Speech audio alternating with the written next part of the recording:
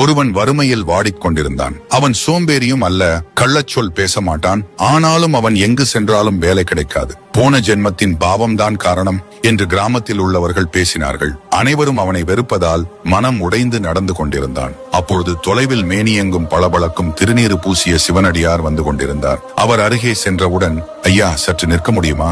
ஒரு சந்தேகம் என்று அவன் கேட்டான். அடியார் புன்னகையுடன், என்ன கேள்வி மகனே என்றார். தாங்கள் உடல் முழுவதும் இந்த சாம்பலை ஏன் பூசுகிறீர்கள்? சிவனடியார் மெதுவாக கூறினார், இது சாதாரண சாம்பல் அல்ல, மனித உடலின் கடைசி நிலை. நாம் இறந்த பின் எல்லாம் சாம்பல். அதை நினைத்து பிறருக்கு தீங்கு செய்யாதிருக்க மனம் எப்போதும் விழிப்பாக இருக்க வேண்டும். மேலும் உயிருடன் இருக்கும் வரை இது மகாலட்சுமியின் அம்சம். பூசினால் செல்வம் பெருகும். ஏழை உடனே புலம்பினான், எங்கள் குலத்தில் இதை அணிய மாட்டார்கள் ஐயா. நானும் வறுமையில் வாடுகிறேன். அப்படியானால் நான் என்ன செய்வது?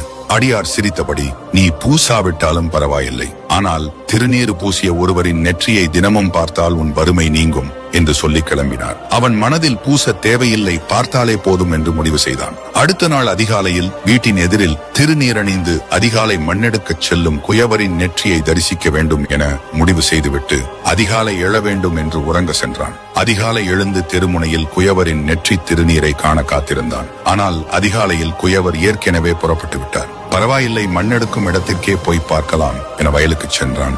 நாம் மண்ணெடுக்கும் இடத்திற்கே சென்று அவரின் நெற்றி விபூதியை தரிசனம் செய்யலாம் என எண்ணியவாறு வயலை நோக்கி நடந்தான். குயவர் நெற்றி நிறைய விபூதியுடன் மண்ணை தோண்டிக் கொண்டிருக்கும் போது எதிர்பாராத விதமாக புதையல் பானை அவருக்கு சிக்கியது. அந்த தங்கப்பானை புதையலை கண்டு அதிர்ச்சியும் மகிழ்ச்சியுடனும் இதை எப்படியாவது வெளியில் யாருக்கும் தெரியாமல் வீட்டுக்கு கொண்டு சென்று விட வேண்டும் என்று எண்ணினார். ஆனால் பானை இருவர் சேர்ந்தால்தான் தூக்க முடியும் என்ற அளவிற்கு எடை கனமாக இருந்தது. யாராவது வருகிறார்களா என்று பார்த்து கொண்டிருந்தான். அங்கு வந்து சேர்ந்த ஏழையானவன் அவன் நெற்றியை பார்த்தவுடன், பார்த்துட்டேன் என்று மகிழ்ச்சியாக கூறினான். குயவர் பதறி, இவன் புதையலை தான் பார்த்து விட்டானோ என்று நினைத்து, உண்மையிலேயே பார்த்தையா என கேட்டார். ஆம், நிறைவாக கண்டேன் என்றான் ஏழை. அதற்கு குயவன், அப்படியென்றால் குழிக்குள் இறங்கி இந்த பானையை ஒரு கைப்பிடி, ஆளுக்கு பாதி எடுத்துக்கொள்வோம் என கூறினான்.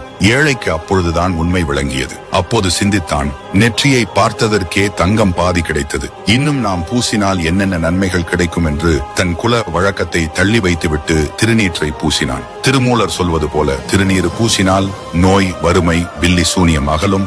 அழகு, ஞாபகம், புத்தி கூர்மை, ஞானம், சிவபதம் அனைத்தும் கிட்டும். திருநீறு வறுமையையும் பாவத்தையும் எரித்து சாம்பலாக்கும் பரம மருந்து. இந்த தகவல் பிடிச்சிருந்தா லைக் பண்ணி சப்ஸ்கிரைப் செஞ்சுக்கோங்க.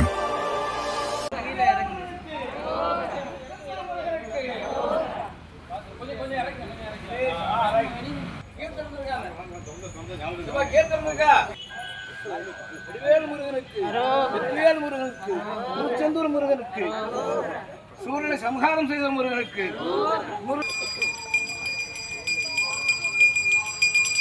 முருகனுக்கு முருகனுக்கு திருச்செந்தூர் முருகனுக்கு, திருச்செந்தூர் முருகனுக்கு, வடிவேல் முருகனுக்கு, திருச்செந்தூர் முருகனுக்கு, வடிவேல் முருகனுக்கு, முருகனுக்கு.